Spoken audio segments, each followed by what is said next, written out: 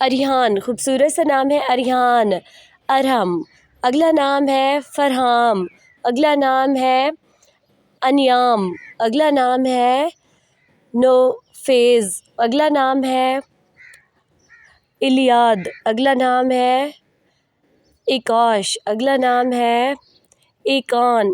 ये लड़कों के लिए भी होता है, लड़कियों के लिए भी नाम होता है। अगला नाम है साबिर। अगला नाम है साफिर। अगला नाम है मुसफ़र। अगला नाम है मुज़तर। उससे अगला नाम है बेताब। उससे अगला नाम है महताब। ये लड़कों के लिए भी होता है, लड़कियों के लिए भी नाम होता है। उससे अगला नाम है इनायत। इनायत। उससे अगला नाम है नुवेज़। Thanks for watching my video. Like my channel and subscribe my channel. Please support me and give feedback in comment section. Thanks.